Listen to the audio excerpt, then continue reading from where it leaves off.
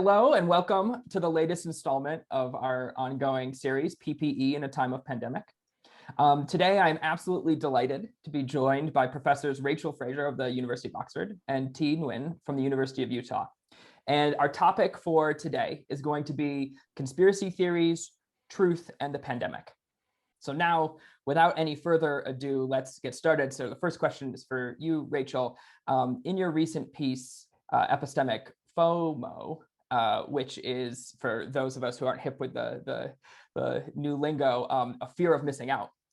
You review two recent books on conspiracy theories. So one is the book Conspiracy Theories by Kassam, and the other is A Lot of People Are Saying by political scientists Russell Muirhead and Nancy Rosenblum.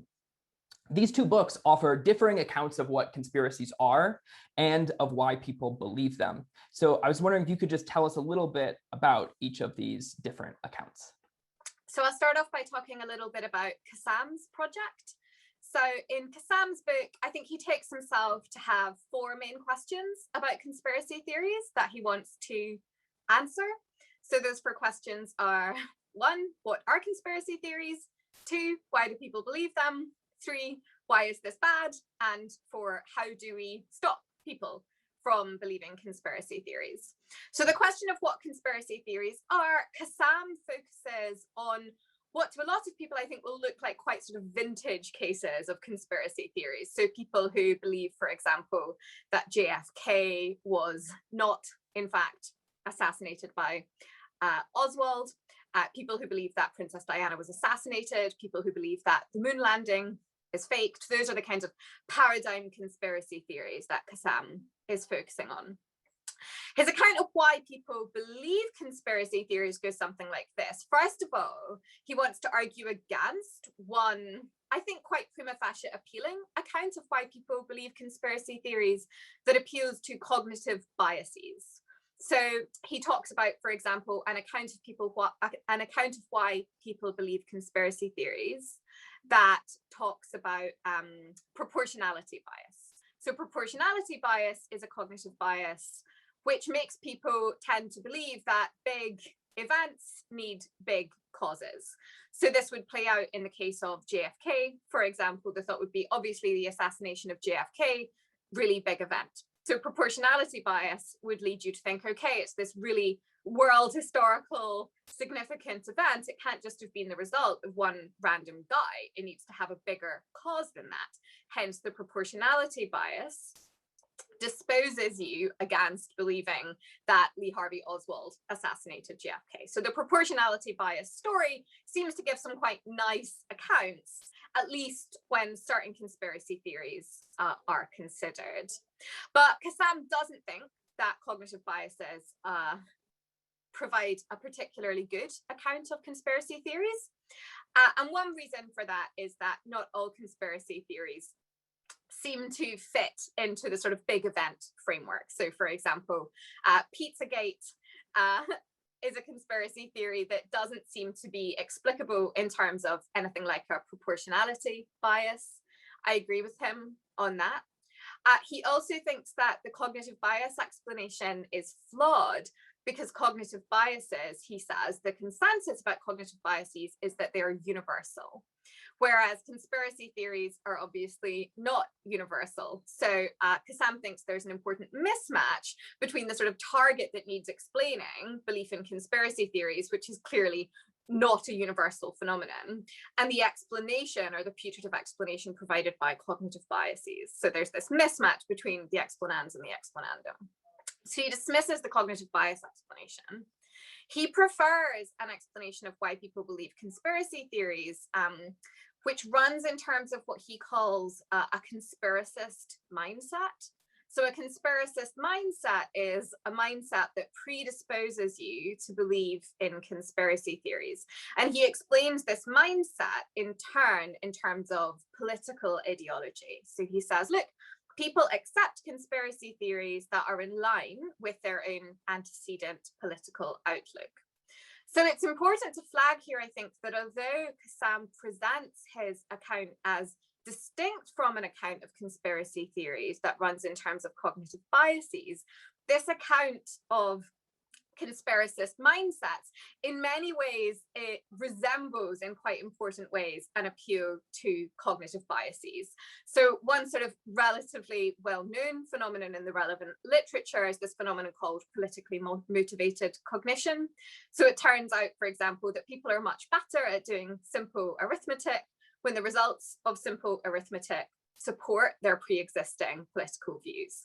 So it seems like, I think it's very reasonable to take Kassam as offering an account of conspiracy theories on which people believe conspiracy theories as a result of politically motivated cognition. People believe conspiracy theories which support their antecedent political outlooks.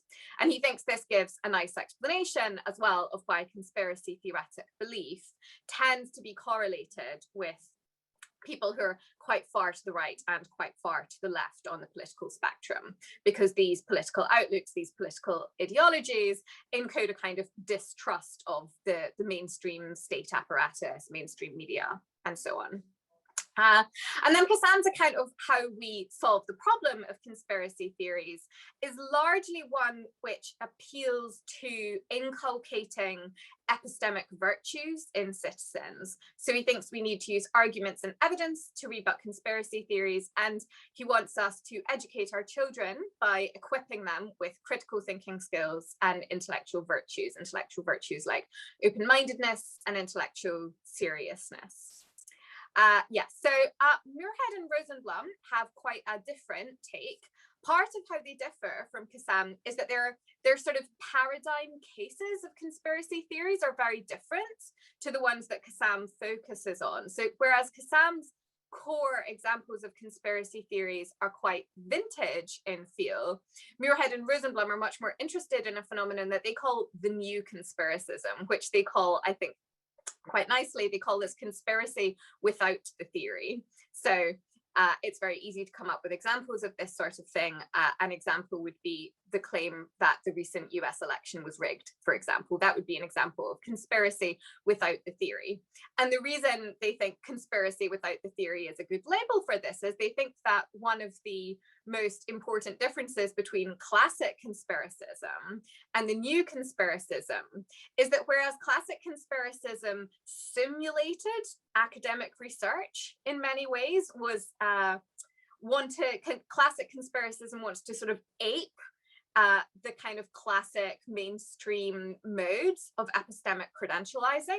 The new conspiracism is not interested in that at all. It's much more a matter of casting doubt on mainstream knowledge producing mechanisms and apparatuses. So they think that the task or the main goal of the new conspiracism is not so much to get people to believe conspiracy theories, but rather to delegitimize and undermine trust in what they see as the core institutions of liberal democracy, which they say are knowledge production, which includes things like the academy, science, as well as the mainstream media, and political parties, which they see as playing a very important role in pluralistic democracies, because political parties are institutions which legitimize dissent and guard against populism. So their analysis is conspiracy theories are not so much about trying to get people to believe particular claims, but rather about eroding trust in these core democratic institutions. And so their remedy for how we get people to stop believing in conspiracy theories is very different from Kassam's. They don't think the core thing is inculcating epistemic virtue. Rather, they think the core project, if we want to prevent people from believing in conspiracy theories, is we need to re-legitimize those democratic institutions. So yeah, that's a kind of very brief overview of the different approaches taken by Kassam and by Muirhead and Rosenblum. Excellent, thank you. So Rachel, you take issue with both of these accounts in the review, and you offer your own diagnosis. So you suggest that sort of contemporary conspiracism is sort of a blend of a certain kind of Cartesian paranoia with what you call epistemic FOMO. And so I was wondering if you could just expand a little bit on your diagnosis here and tell us like how we might recognize these characteristics in the wild. Okay, great. So I want to start off by saying something slightly sort of cautionary, which is I would shy away from saying I offer my own diagnosis.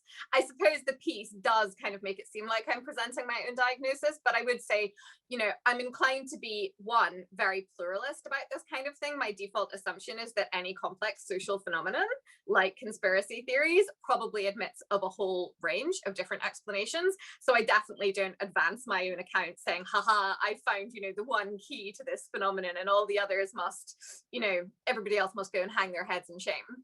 So I'm inclined to be a pluralist, and I'm not especially confident in my diagnosis. It's more offered up as an alternative hypothesis that nobody else has considered that might be able to neatly explain features of conspiracism that other theories can't. So the idea is, look, clearly why people believe in conspiracy theories is an empirical claim.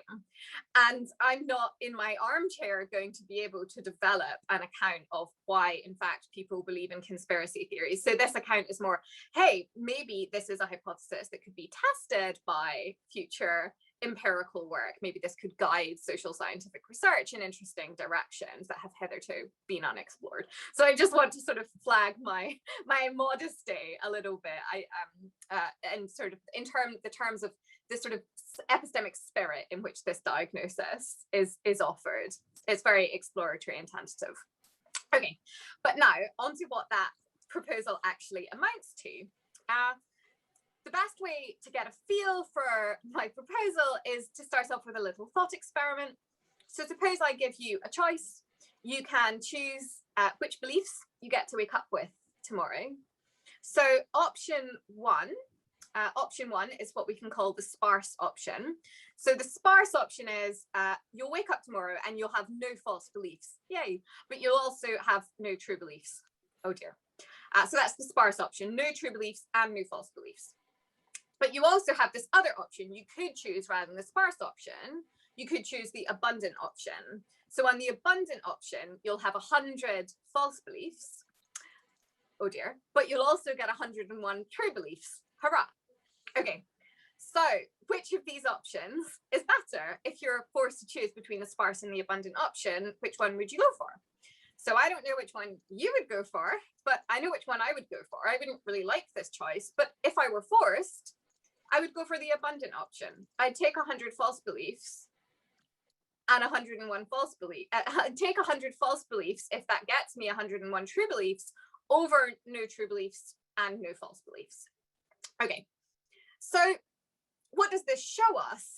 Well, it shows us a thought that's actually been around for a long time that's codified most significantly, I think, in the work of the philosopher William James. So William James thought that epistemic rationality is a matter of these two separate goals.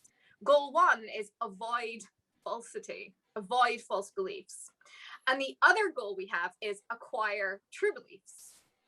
And of course, often these two things march in lockstep, but often they don't. And the point of this thought experiment, when you're forced to choose between the sparse option and the abundant option, is this is a case in which the goal of avoiding falsity and the goal of gaining truths come apart, right? They do not march in lockstep. So the broad thought is something like, look, all of us constantly in our epistemic lives, we are confronted with the choice of how risk averse we want to be. We're confronted with the choice of whether we want to prioritize acquiring true beliefs, even if acquiring true beliefs means that we run a high risk of believing lots of falsehoods, or whether we want to really, really, really avoid any risk at all of forming false beliefs, even if that means we're going to miss out on a lot of true beliefs too. So there's obviously a whole range of different options here. You could be hyper risk averse, or you could be, completely, you could be very, very pro risk, or you can be somewhere in between. And most of us are somewhere in between. Okay, so then the thought is, well, how do you respond to a whole bunch of evidential sources like other people's testimony?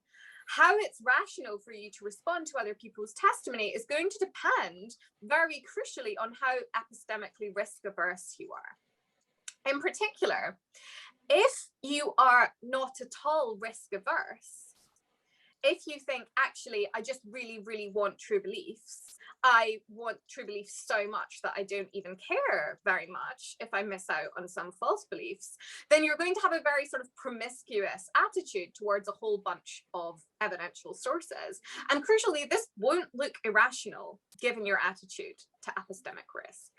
So my thought is something like this. Perhaps we should think of people who believe conspiracy theories not as unduly credulous, that is, not as systematically overestimating the evidential import of various forms of testimony or evidence, but rather as believers who are unusually open to epistemic risk. So it's not that these people think, this evidence is superb evidence. It basically guarantees the truth of the claim, that Princess Diana was assassinated. It's rather they think, okay, this evidence isn't so good, but nonetheless, I'm willing to sort of take a bet on that evidence because the potential cognitive payoff, a true belief, makes the bet worth it. So that's my proposed diagnosis, is that research into conspiracy theories and conspiracy theoretic belief has been completely blind to this variable of epistemic risk aversion, which I think is something that varies hugely between different knowers. Different people have different attitudes to epistemic risk. And it's also plausibly something which is not a matter of rationality. So I think it's very plausible, and I think it's highly plausible that rationality allows for a wide range of different attitudes towards epistemic risk. So someone could be rational and be extremely risk averse, and someone can be rational and be not at all risk averse. So rationality doesn't tell you how risk averse or not you ought to be. And thus, attitudes towards conspiracy theories, which sort of start from an assumption of irrationality on the part of conspiracy theory believers, might be going wrong because they're missing this important feature of our cognitive lives, our sort of risk profile, the risk function that we adopt. So that's my proposal. So Thi, I want to bring you in here for now. So you've thought about conspiracy theories as well.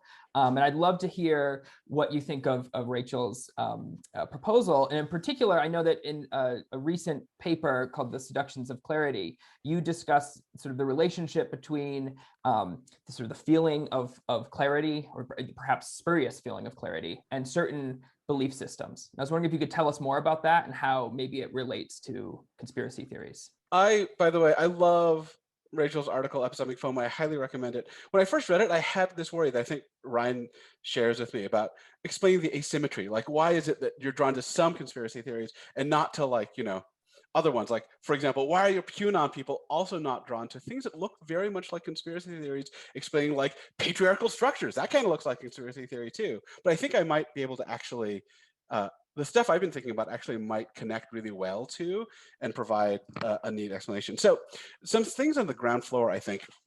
If you look at the literature on conspiracy theories, a lot of people want to define a conspiracy theory such that it's bad by nature, right? And I think this actually leads to this, it just leads to a mess. I much prefer the simpler view that conspiracy theory is a theory that attributes a conspiracy to the world.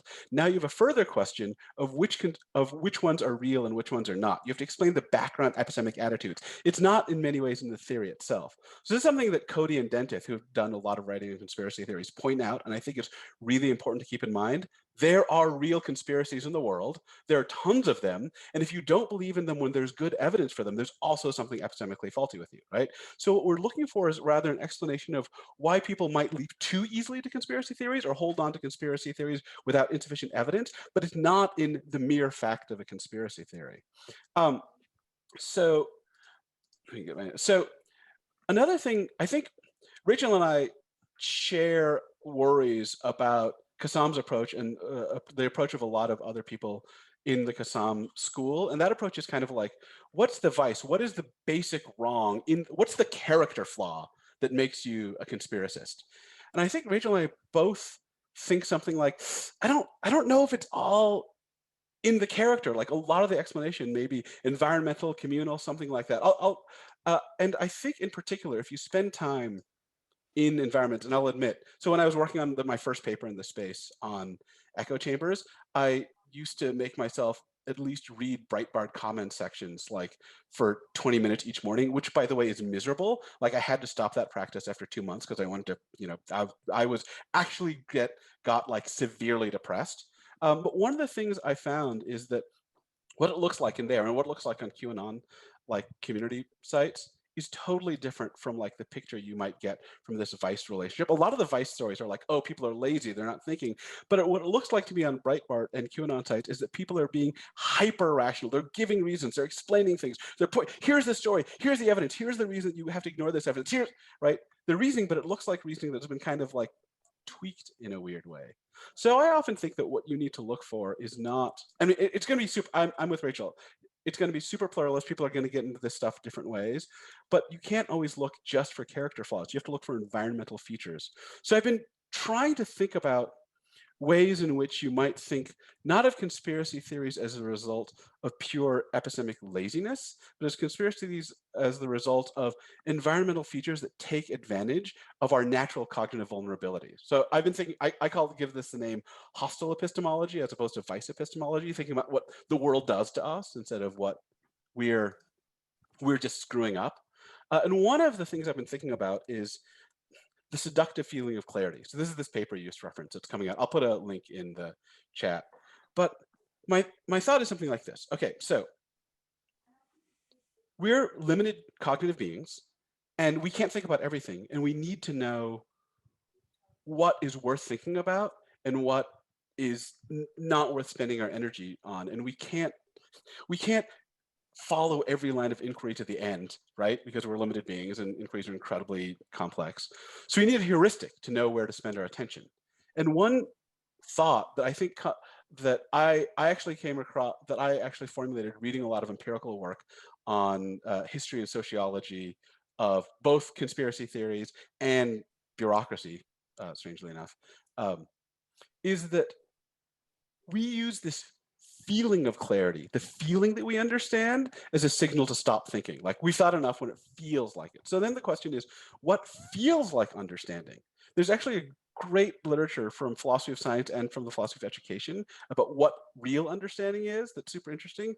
And one of the ideas is real understanding is not just particular motes of knowledge. It's like a holistic picture. And so the standard view, and I'm getting this from people like Elgin and Kvanvig and Grimm, the standard view is something like it involves suddenly getting a coherent picture where all these things that didn't make sense suddenly fall together. You have a category and you suddenly generate explanations and you can communicate it, right? And so my thought is, if when we have that feeling that makes us stop thinking about it and just accept something, how would you fake that? And I think conspiracy theories are like a cartoon version of that, right? You instantly get an automatic coherence. Everything fits together. Everything fits into a category. You can make explanations. And here's the important thing. It also feels really good. And one of the things I often think about is the degree to which thinking with a conspiracy theory looks a lot like other kinds of thinking, but the system that's been created is just a little bit easier and a little bit more powerful and a little bit more optimized for the pleasures of thinking. And in the background, and I'm really interested in what everyone here, especially Rachel, has to say about this. In the background, I think there's this view that people who are engaged in conspiracy theories aren't thinking. And instead, it looks to me like they have a different, it's almost like they believe too much in the power of thought, like if individual thought, if that makes sense, right? That like there's this weird reversal where I think philosophers want to be like, oh, be critical thinkers, think for yourself. And then when we get in these situations, we're like, no, fucking trust the scientists, right? You don't understand pandemics. You don't understand climate change. Trust. And one of the interesting things is, I think in conspiracy theorizing, instead of having to trust vast unknown bodies of science, you get a picture that one human being can get and have a coherent picture of the world and use. And that I think it feels really good. And one of the interesting things, if you read anthropological work with people in conspiracy theories, you hear over and over again things like this. Now that I believe in flat earth theory, I feel so much more powerful. I feel so much more helpless. I can come up with the explanations. And I think that thinking about that, that seems much more like an engineered trap to take advantage of our cognitive vulnerabilities than just being lazy about stuff. Thank you. So T, can I ask a follow-up? So one place where you've touched upon the social dynamics of conspiratorial thinking sort of elsewhere from what you were just describing is your work on epistemic bubbles and echo chambers. And I was wondering if you could just tell us more about what those are, what the distinction is between the two, and how you think, are they playing some role in all this? There's definitely, by the way, I'm about to talk about a paper that's slightly older, and you'll notice that what I'm going to say here conflicts with what I just said, and it's because I don't understand, like this is just, I have no idea what's going on. So this is a paper, there's a paper version called Echo Chambers and Epistemic Bubbles, and a Aeon version that's shorter and more comprehensible. And the basic idea, so this starts with me just getting annoyed at sociologists for screwing up a conceptual distinction, like an angry philosopher in my basement. And basically, so I started reading the stuff that said something like, oh, there are no echo chambers. That's a fake concept. Look at these network studies. Liberals click through to see Fox News and conservatives click through to see MSNBC. There are no echo chambers. And I was like, wait, that seems weird. So I went looking at the literature, and it turns out, I think there are two very different concepts. So one concept is what I want to call an epistemic bubble. You see this in Eli Pariser's work, Filter Bubble. You see this in Kassam's work. And that's the idea that because of social media and because of social arrangement, you never hear and you're never exposed to people on the other side. So people use this idea. This is the main idea that dominates conversation. But if you look at, and people use the term echo chamber to refer to it, but if you look at the early sociology and communication studies work on echo chambers, what you see is a different concept. And that concept is one in which people inside a community have been taught to distrust everyone on the outside. So distrusting is just totally different from not hearing, right? And I think that's the most important thing. If you look at, I mean, as Rachel was saying, if you look at a lot of the structure of modern conspiracy theories and a lot of the structure of like climate change denial, it's not like they don't know the science is there. It's that they have a sophisticated story discrediting various institutions as malicious, malignant, or evil. And one of the interesting things you typically find is in many echo chambers where you discredit everyone on the outside, the discrediting happens through a conspiracy theory. Right? It happens through, oh, they're all part of the Soros mafia, or there's something. And my suspicion is that what's going on is that the conspiracy theories are they give you a pleasurable sense of understanding while simultaneously offer a mode for discrediting people on the outside. And so if you were out to build a sticky epistemic trap that got people hooked on it, and that reinforced itself, a conspiracy theory is a really good mechanism to reinforce your echo chamber, because it's easy to embed in one, don't trust everyone on the outside. And also, as you use it, you feel more and more powerful and have a greater and greater sense of the ability to explain the world. So it's quite subversive. Rachel, let me bring you back in here. In T's account of echo chambers, he suggests that one possible means of escape from an echo chamber might be adopting a form of the Cartesian method, so attempting what T calls a social epistemic reboot. Now, in your work, you implicate something like Cartesian skepticism in the rise of conspiracy theories, like the sort of Cartesian paranoia was part of the explanation. And so I just wondered what you thought about T's strategy and whether there's something kind of appealing about intentionally inoculating oneself by means of an epistemic approach that maybe sort of, if incautiously adopted, can allow diseased belief to take hold. So I want to start off by saying a little bit about how sympathetic I am to like T's broadly kind of structuralist story about how conspiracy theories sort of propagate and take root. I mean, one thing I find really helpful in sort of getting a grip on the conceptual space here is actually to compare competing accounts of conspiracy theories to perhaps more familiar debates in politics about, for example, whether structural features explain why people are, for example, trapped in poverty, or whether sort of individual virtues and vices explain why people are trapped in poverty. So I think it can be really helpful to see, take the poverty case, right? Sometimes people say things like, well, why are individuals trapped in poverty? It's because they lack certain virtues like frugality. And then you get these alternative theories which come along and say, look, actually, this is a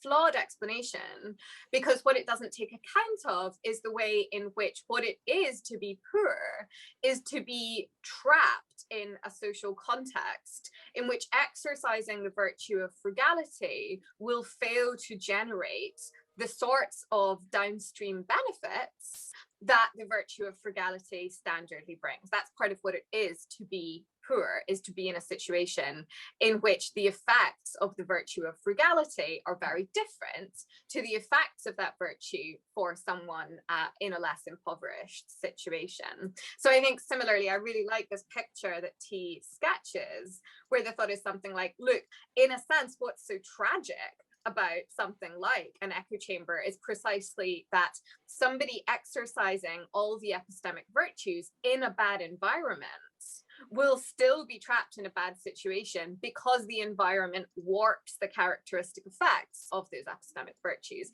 in a very similar way to something like poverty warps the effects of virtues like frugality. Anyway, so I just think that's a kind of helpful comparison to draw between kind of individualistic and structural accounts of conspiracy theoretic belief. Okay, so, but then I am more suspicious of the sort of social reboot that he proposes. So I'll just go into a bit of detail about what this proposal is. So let's start with the Cartesian epistemic reboots. This is, you strip yourself of all your beliefs and you try to rebuild your epistemic life using as a foundation only what you were certain of. And Thi says that recent epistemology has taught us that this is a pipe dream, because any reasonable epistemic life involves trusting others. But then Thi suggests a variant of the Cartesian reboot that sort of controls for our social embeddedness. So the thought is, look, what we need to do is we can adopt the epistemic posture of, in Thi's lovely phrase, a cognitive newborn. And this means having defeasible trust in all apparent testimonial sources. So it's kind of like you take the spirit of the Cartesian reboot, but you strip it of its kind of asocial garb and you socialize Cartesianism. That's roughly the kind of spirit of Thi's proposal. And I worry about this a little bit because I think it undersells the degree to which skepticism about the viability of the Cartesian project far predates what we might call the social turn in epistemology. So Wittgenstein, for example, famously thought that there was something incoherent about Cartesian skepticism, because he thought something like this, the attitude of doubt, like doubting something, is only ever possible against a backdrop of things that you take for granted. And so it just isn't an attitude which can be globally scaled in the way that Descartes presumed. And if something like this kind of worry about the Cartesian project is right, then it's not clear to me that we can sort of solve the problem just by socializing it. And I think one nice way to bring this out is actually to consider the situation of someone who is in this kind of situation, taking the attitude of a cognitive newborn, who's adopting the epistemic picture of the cognitive newborn. And an example of someone I think who finds themselves in this kind of situation is actually Shakespeare's Hamlet. So I should say that this is not my example. This example is borrowed from Alistair MacIntyre, who takes Hamlet to be a figure. So what MacIntyre does, I think very persuasively, is he juxtaposes Descartes' account of the situation of someone trapped in global doubt. And he says, look, Descartes' account of an epistemic crisis, that's MacIntyre's phrase as well, Descartes' account of someone in an epistemic crisis is totally misleading and delusional. You want someone who's in an epistemic crisis? Look at Hamlet. So what's Hamlet's situation? Well, Hamlet arrives back from Wittenberg to a court in disarray, and he has the following project. He wants to figure out what is going on in Elsinore. But as MacIntyre understands Hamlet's situation, Hamlet finds himself in a situation in which there are just too many possible interpretive schemata for Hamlet to pick between. There's, on the one hand, there's the schema suggested by the Norse revenge plays. There's the schema of the scheming Renaissance courtier, the Machiavellian schema of competition for power, the schema of romantic infatuation. On top of that, Hamlet faces the more familiar puzzle of whose testimony should he believe? Should he believe his mother? Should he believe Rosencrantz and Guildenstern? Should he believe his father's ghost? And MacIntyre says Hamlet finds himself in this kind of dreaded epistemic circle. Before he settles upon an interpretive schema, he doesn't know what he should count as evidence. And before he knows what he should count as evidence, he can't distinguish between good and bad epistemic schema. And so, put differently, Hamlet finds that doubt only makes sense against the backdrop of a relatively stable interpretive schema. So Hamlet can't make sense of what's going on around him. He's in a situation of epistemic crisis, kind of constantly pinballing between different perspectives, different takes concerning what's going on. But importantly, this is not because Hamlet is unduly skeptical. It's rather because he feels the pull of all of the different competing interpretive schema that he's shuffling between. And so my worry is, it seems like Hamlet is actually behaving a little bit like a cognitive newborn, doing what he suggests we ought to do, lending a kind of defeasible credence to each of the competing takes concerning what's going on in the world. But of course, Hamlet's situation is not at all an attractive one. He's driven mad by this situation. He's disoriented and unstable. So I worry a little bit that this proposal that we adopt the posture of a cognitive newborn underestimates quite how disorienting and quite how disorienting and cognitively impossible maintaining such a stance might be. I think if we take seriously the thought that Hamlet is someone who finds himself in the situation of a cognitive newborn, the suggestion that this might be a way to remedy epistemic ills becomes at least a little bit, I'm become a little bit wary of that suggestion. Excellent. So we have a lot of audience questions coming in, but first let me give you the opportunity to respond before we move on to the Q&A section. So interestingly, the background for this is in the echo chambers article, I was trying to think about how you could have someone have a fault-free entrance into an echo chamber. So I don't think this is everyone, but you can imagine someone being raised in an echo chamber. And I mean, the line that I will forever be sad about having to cut from this article for good pedagogical reasons was the line, "Who needs evil demons when you have Fox News?" And I'm just thinking about, someone who's raised, and if it's reasonable for you to believe your parents and and the news environment they first present you, and then that immediately sets your priors of dismissing everything else, then there seems like a fault-free version. So I was trying to think about what might get you out of this. Now, Rachel thinks it's super A, disorienting, and B, unrealistic. And I think it is very disorienting, but it's not unrealistic. So a few things.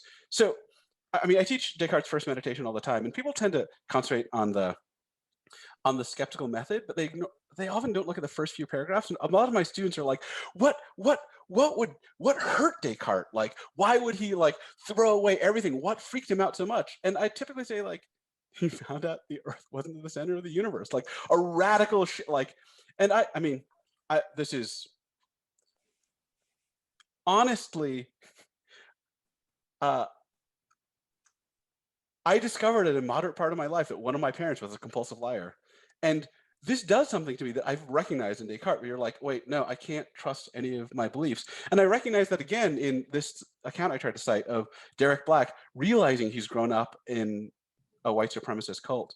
And I think it is disorienting, and you do have to start something. And of course, like, I mean, I actually think you can take this on board with the Wittgenstein. It's impossible to start from nothing, but if you start with a kind of like open, if you restart and you're like, okay, now I trust everything. Now there's a background of things unless against which you can sustain doubt. I mean, the previous doubt comes because you recognize that there's a profound instability. So this moment of not having the background that Wittgenstein is worried about is just a quick thing you pass through, and it's profoundly disorienting. But I think that's the disorientation that is demanded if you realize that your epistemic world is this flawed and corrupted. How you motivate that without that realization is a mystery to me. Awesome, thank you. Well, on that note, let's move to the audience Q&A portion of the talk. So I'm going to hand things over to my colleague Simone. So the first question that we have from the audience is from Al, and he's putting it to both of the speakers. So he's asked, are there any interesting differences between the ways that the views you have discussed would understand conspiracist-like views that are attributable to the political center? And he notes that he's thinking in particular about the uncritical and semi-mythical cultural histories about the benevolence of the British Empire or about American exceptionalism. I have something immediately to say.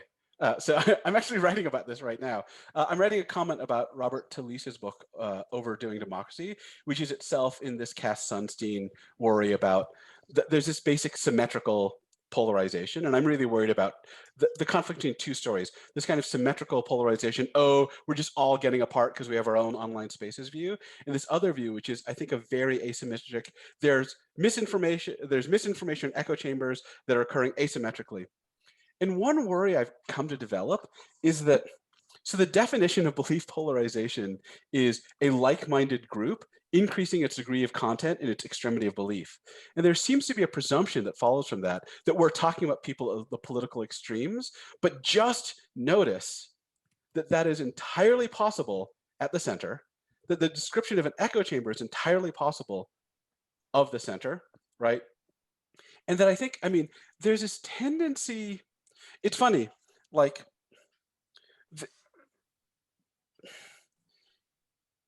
the kind of Sunstein centrist tendency tends to want to apply motivated reasoning to people either at the far left or the far right. But if you read, so I can recommend this book called Network Propaganda by Bankler et al. It's come out from OUP, and it's actually open access. And they do a lot of data tracking about like they're basically doing network studies of the 2016 election, and they argue for radical asymmetry in the media networks between the left and right.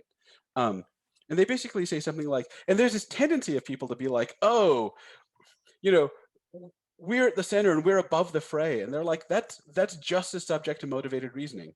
Right? The idea that you are at the center above the fray and somehow above the conflict is something that, you know, also has pleasures associated with it and social status associated with it. So I entirely think that, I mean, one of the reasons I want to be so careful about thinking about which conspiracy, but that there are real conspiracies out there is because I think, I don't know, a lot of the more reasonable accusations about what's going on with certain centrist positions that you might adopt if you're progressive also have the look of a conspiracy theory. Fantastic, thank you. Rachel, would you like to respond? I mean, I agree very much with the spirit of what he is saying. So we're just developing our own little epistemic bubble here. But yeah, I think so I'll say something that's kind of coming at a very similar thought, maybe from a different angle. So I think one thing I would say is that there's a mismatch, certainly, between the kinds of explanations of conspiracy theoretic belief offered by people like Kassam and the sort of virtue epistemological remedies that people like Kassam are also drawn to. So suppose you buy this idea that people believe things that are, in general, supported by their pre-existing political commitments. So Kassam notes, people on the extreme left and the extreme right are inclined to believe conspiracy theories. People on the center do not. And how do we explain this? Well, we explain this by way of, broadly speaking, politically motivated cognition. People believe or disbelieve in accordance with their pre-existing political views. You may or you may not think that that's irrational. I'm not actually, lots of people take it for granted that that's irrational. I'm not sure that it is. So there's lots of very interesting work by philosophers like Kevin Dorst and people like Maxime Lepoutre, which argue that actually these sorts of mechanisms for forming kind of, broadly speaking, partisan beliefs are not as straightforwardly irrational as many people assume. But bracketing that question, suppose you grant that politically motivated cognition is irrational. Well, that suggests, do you want an explanation of why centrists don't believe conspiracy theories? Is it because they're magical, epistemic, virtuous agents? No, that's not in fact what's predicted by your account. What your account predicts is centrists don't believe conspiracy theories because they, just like everybody else, are subject to politically motivated cognition. So if you really buy this idea that politically motivated cognition is what is driving belief in conspiracy theories, it's very difficult to motivate the idea that the remedy for conspiracy theories is epistemic virtue. Rather, you would need to say, well, what we need to do is we need to draw people towards a more centrist ideology. That would be the remedy that you should actually go for if you really believe politically motivated cognition is the mechanism that is driving, if you really believe that politically motivated cognition is what is driving people towards conspiracy theoretic belief. So yeah, I think that the sort of, I'll call it the standard position because I do think it's close to being the standard position where people are inclined to believe conspiracy theories because of some flavor of irrational, a sort of irrational ideologically inflected bias. And the way to fight against this is by cultivating epistemic virtues of various kinds. I think that is close to being an incoherent position. Can I say one quick thing? Just it occurred to me that one thing that's in the same way that the possibility of centrist polarization is missing, another thing that's missing is, so if conspiracism is the mentality that's too willing to accept conspiracy theories without sufficient evidence, there's another problem, which is anti-conspiracism, which is the unwillingness to accept conspiracy theories when there's sufficient evidence. And you might think that these flaws, when they're flaws, are associated with different parts of the political spectrum. So let's continue following this line of kind of considering the role of partisan thinking in the emergence of conspiracy theories, or in kind of like the emergence of bulwarks against conspiracy theories. There's been several questions that have come in about the role of group identity in conspiracy theories. So for example, Carlos has asked, couldn't it be that conspiracy theories are just statements of group membership and worldview rather than hypotheses about reality? And Tobias asks, do you think that modern conspiracy theorists form groups that support themselves in several aspects of life, like cults? Yeah, so I think that one thing I've been thinking about is how, so there are these two different sort of accounts. You might think this is like a serious empirical hypothesis that people are committing to. And another thing you might say is like, look, when people assert these claims, really they're just kind of signaling group membership rather than sort of advancing an empirical claim about how the world is. I think there's a third option that it's worth exploring, which is in a sense even more sinister. So I'm going to talk about an example that's probably not familiar to Americans, but I think it is a really instructive example. So there was a terrorist attack in the UK at some point last year. There's a journalist and activist who's relatively prominent in UK left-wing circles called Ash Sarkar.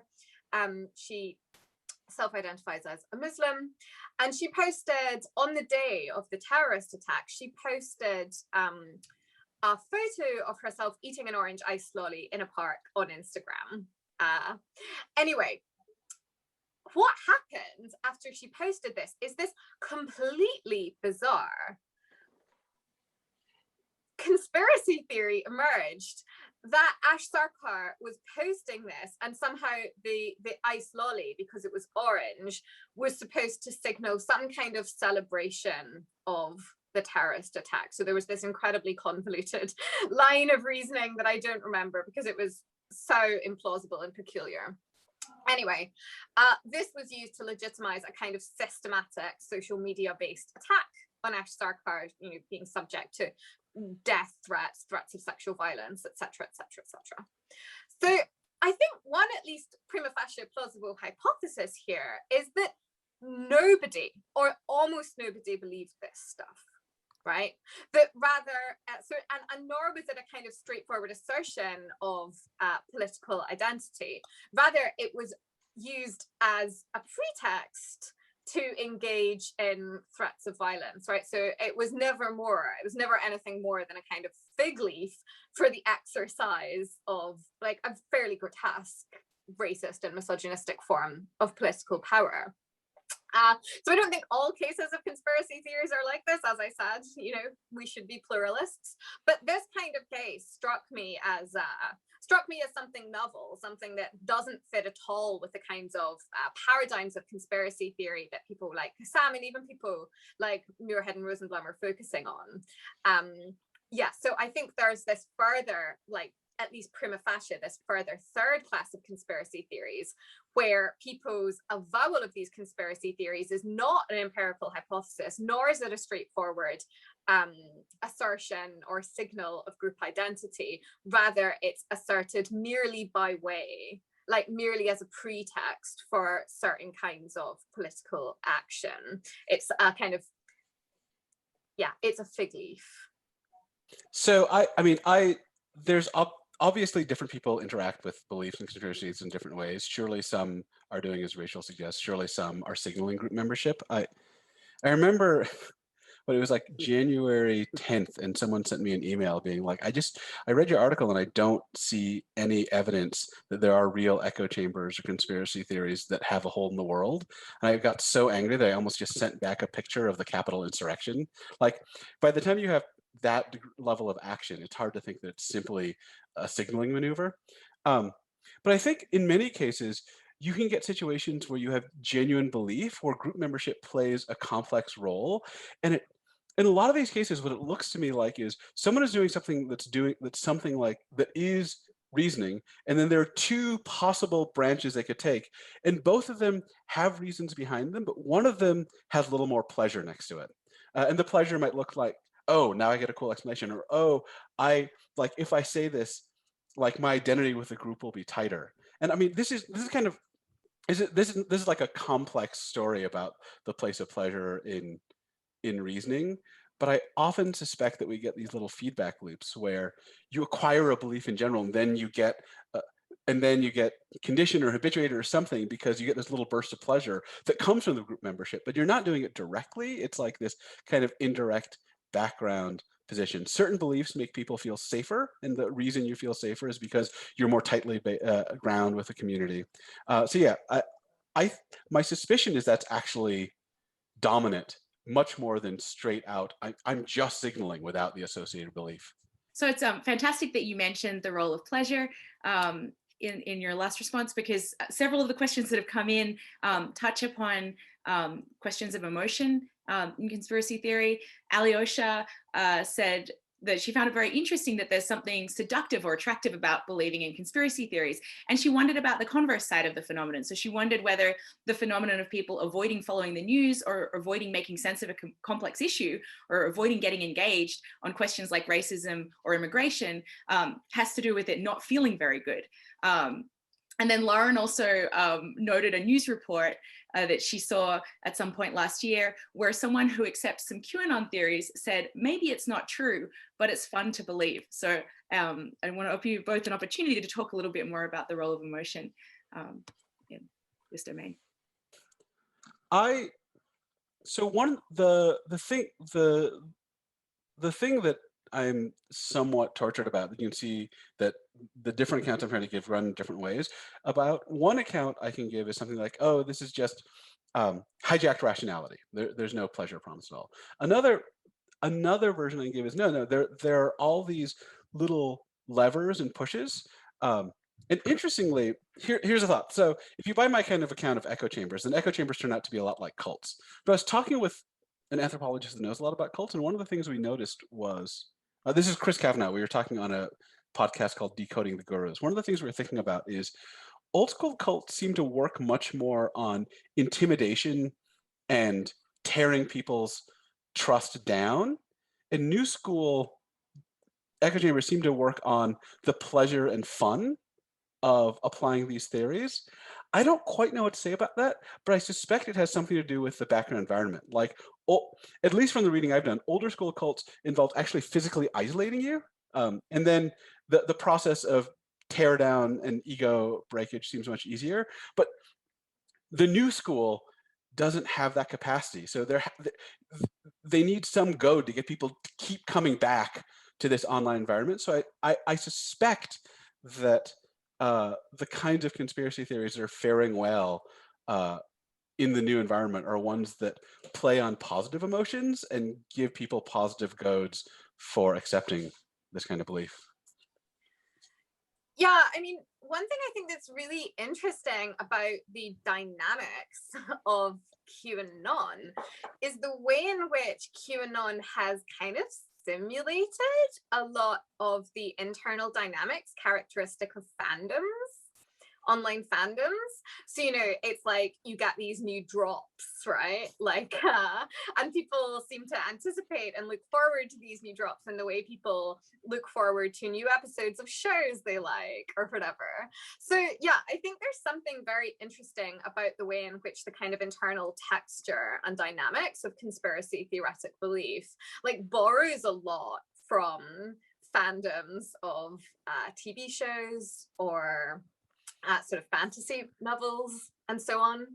And, you know, I think there's something important here about how conversation works in general, because of course, you know, philosophers like to think of conversation as this very kind of serious activity where, you know, if you go for a broadly kind of Stalnackerian picture of conversation, conversation is what happens when, you know, we have a like bucket of propositions that we all agree on, and conversation is a matter of like putting new propositions into the bucket, and you're successful if your propositions get to go into the bucket and other people try and put their propositions in the bucket and so on.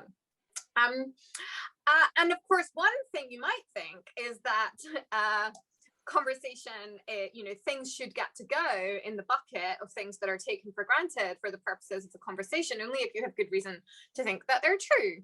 But of course, a lot of conversations are not like this at all. Very often, especially in kind of informal conversational settings, you know, if you're telling each other stories or anecdotes, you know, I will very often tell a little anecdote that maybe has like some aspects of untruth, or I'm not sure whether it's true or not, because it's better that way. It makes for a better story. It's more pleasant, right? And I don't take myself to be idiosyncratic, right? But the thought is part of what it is to be like a skilled conversationalist is to be able to kind of track the very subtle shifts in conversational tone that take you from a conversation where it's kind of okay, where the norms enforced in the conversation are people are not, you know, taking 100% seriously what is being said. But then, of course, there are conversations where it's appropriate to take 100% seriously what is being said, right? So there are multiple different purposes in ordinary conversations, right? We have epistemic goals, but we also have social goals. We also just want to kind of be amused, be distracted from the dullness of our lives. So part of being competent conversationalist is being able to track, look, am I in a situation where, you know, really getting to the truth is the most important goal here? Or am I in a situation where what I want is to sort of be amused or distracted for a while?